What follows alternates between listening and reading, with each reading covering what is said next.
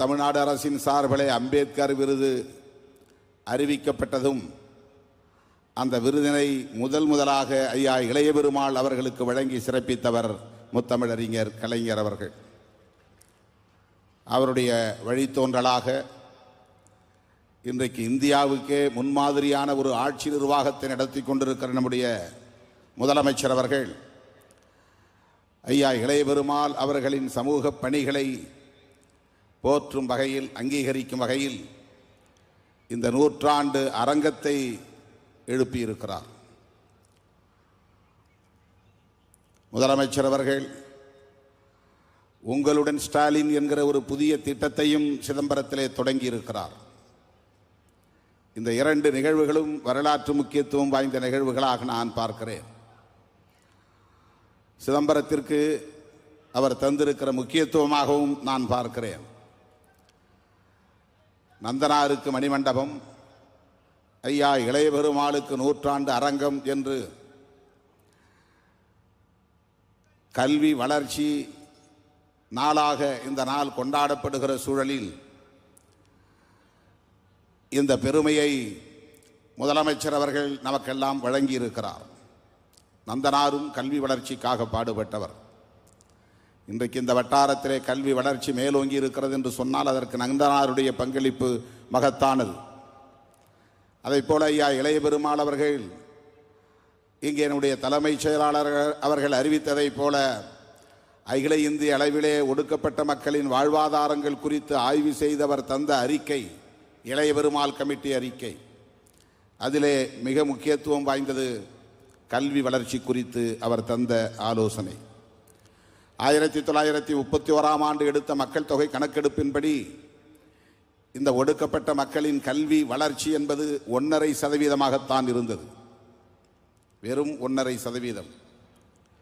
ஆனால் இன்றைக்கு தமிழ்நாட்டிலே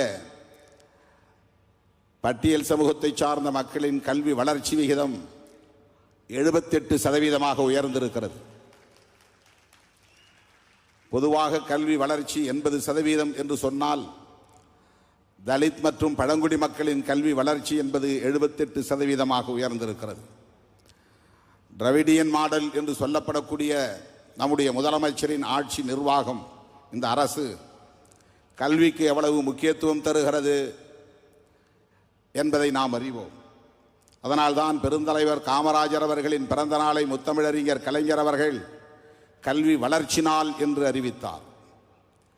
இந்தியாவிலேயே வேறு எந்த மாநிலத்திலும் இல்லாத அளவுக்கு கல்விக்கு முக்கியத்துவம் தருகிற அரசாக திராவிட முன்னேற்ற கழக அரசு கலைஞர் காலத்திலும் இன்றைக்கு நம்முடைய தளபதி காலத்திலும் செயல்பட்டு வருவதை நாம் பார்க்கிறோம்.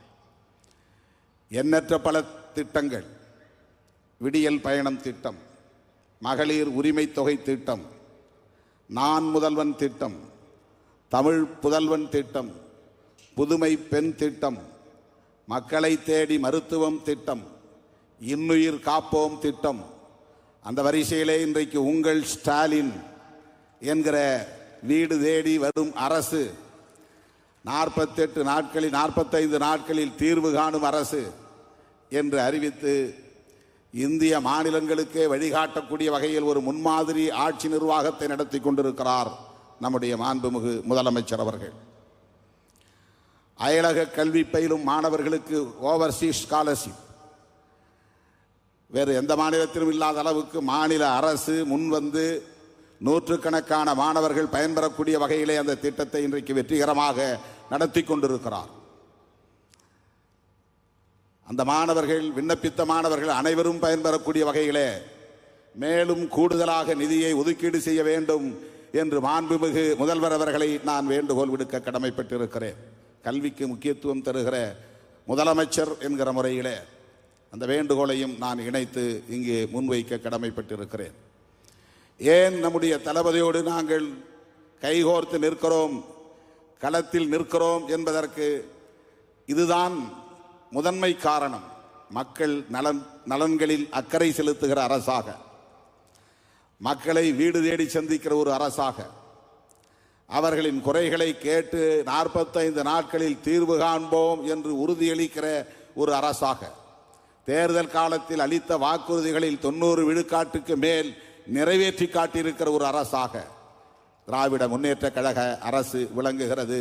அதிலும் நம்முடைய முதலமைச்சர் மிகச்சிறந்த ஆட்சி நிர்வாகத்தை நடத்தி கொண்டிருக்கிறார். கலைஞர் என்றால் பிச்சைக்காரர் மறுவாழ்வு திட்டம் நினைவுக்கு வரும், கண்ணொளி திட்டம் நினைவுக்கு வரும், குடிசை மாற்று வாரியம் இந்தியாவிலேயே முதலாக உருவாக்க பெற்ற திட்டம் அது நினைவுக்கு வரும். சமத்துவபுரம் திட்டம் இந்தியாவில் எந்த முதலமைச்சரும் எண்ணி பார்க்காத, கற்பனை கூட செய்து பார்க்காத ஒரு திட்டம் அது நினைவுக்கு வரும். இப்படி அடுக்கிக் கொண்டே போகலாம். விளிம்பு நிலை மக்களை மேம்படுத்துவதற்காக முத்தமிழறிஞர் கலைஞர் அவர்கள் எத்தகைய திட்டங்களை எல்லாம் அறிமுகப்படுத்தி வெற்றிகரமாக நடைமுறைப்படுத்தினாரோ, அவருடைய வழித்தோன்றல் கருத்தியல் வாரிசு அண்ணன் தளபதி அவர்கள் இன்றைக்கு புதிய புதிய பல திட்டங்களை அறிவித்து நடைமுறைப்படுத்தி வருகிறார். தாய் 8 அடி பாய்ந்தால் குட்டி 16 அடி பாயும் என்பார்கள். யாரோ ஒருவர் சொன்னார், கலைஞரை விட இவர் மிகவும் ஆபத்தானவர் என்று நம்முடைய கொள்கை பகைவர்கள் சொன்னார்கள். ஆம், கலைஞரை விட என்று சொல்லக்கூடிய வகையிலே இன்றைக்கு தோழமை கட்சிகளை எல்லாம் வெற்றிகரமாக ஒருங்கிணைத்து வழிநடத்தி வருகிறார். கலைஞரை விட என்று சொன்னால் அவரை குறைத்து மதிப்பிடுவதல்ல, அவரால் உருவாக்க பெற்ற தளபதி அவர்கள் எவ்வளவு பெரிய வலிமை மிக்கவராக இருக்கிறார், ஆற்றல் மிக்கவராக இருக்கிறார், அவருடைய வழித்தோன்றலாக இருக்கிறார், ஆட்சி நிர்வாகத்திலும் கெட்டிக்காரராக இருக்கிறார் என்பதற்கு இவையெல்லாம் சான்றுகள். இப்படி பல திட்டங்களை நடைமுறைப்படுத்தி இன்றைக்கு முன்மாதிரி ஆட்சி நிர்வாகத்தை நடத்தி கொண்டிருக்கிற முதலமைச்சருக்கு என்றென்றைக்கும் நாம் உற்ற துணையாக இருப்போம். மீண்டும் திராவிட முன்னேற்ற கழக அரசே தமிழகத்தில் அமையும், திராவிட மாடல் அரசு அமையும். இன்னும் என்னென்ன புதிய புதிய திட்டங்களை அவர் மனதில் வைத்திருக்கிறாரோ என்று நமக்கு தெரியாது. அவர் எப்படிப்பட்ட ஆட்சி நிர்வாக திறன் உள்ளவர் என்பதற்கு ஒரே ஒரு சான்று சொல்லுகிறேன்.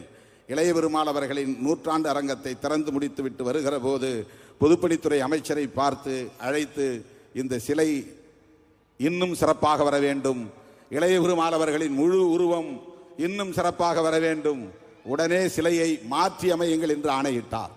இதுதான் நம்முடைய முதல்வர். எல்லாவற்றிலும் நுட்பமான பார்வை, தொலைநோக்கு பார்வை என்கிற ஆற்றல் மிகுந்த ஒரு முதல்வருக்கு நாம் உற்ற துணையாக இருக்கிறோம். 2026 சட்டமன்ற பொதுத் தேர்தலில் ஓரணியில் தமிழ்நாடு, அதுதான் திமுக அணியில் தமிழ்நாடு. மற்றவர்கள் எல்லாம் கட்சிகளாக இருப்பார்கள், ஆனால் இந்த அணி ஒட்டுமொத்த மக்களும் திரளுகிற ஓர் அணியாக, திராவிட முன்னேற்ற கழகத்தின் தலைமையிலான மதசார்பற்ற முற்போக்கு கூட்டணியாக, டிராவிடியன் மாடல் என்று சொல்லப்படக்கூடிய இந்த அரசு மறுபடியும் மலரக்கூடிய ஒரு அணியாக அமையும். அதற்கு விடுதலை சிறுத்தைகள் உற்ற துணையாக தமிழகம் தழுவிய அளவில் இருப்போம். திராவிட முன்னேற்ற கழகத்திற்கு விழுகிற 4 வாக்குகளில் 1 வாக்கு சிறுத்தைகளின் வாக்காக இருக்கும். 100 வாக்குகளில் 25 வாக்குகள் சிறுத்தைகளின் வாக்குகளாக இருக்கும். ஒரு வாக்கு கூட சிந்தாமல் சிதறாமல் திராவிட முன்னேற்ற கழகத்தின் தலைமையிலான மதசார்பற்ற முற்போக்கு கூட்டணிக்கு கொத்து கொத்தாக விழுவும் என்கிற அளவுக்கு நாம் களப்பணி ஆற்றுவோம். 2026 திராவிட மாடல் அரசு மீண்டும் மலர்வதற்கு அனைத்து தமிழர்களும் ஓரணியில் திரளுவோம் என்பதை சொல்லி, ஐயா இளைய பெருமாள் புகழை போற்றக்கூடிய வகையில் இந்த 100ஆண்டு அரங்கத்தை எழுப்பியிருக்கிற மாண்புமிகு முதலமைச்சர் அவர்களுக்கு மீண்டும் ஒரு முறை என்னுடைய நெஞ்சார்ந்த நன்றியை தெரிவித்து நிறைவு செய்கிறேன். நன்றி, வணக்கம்.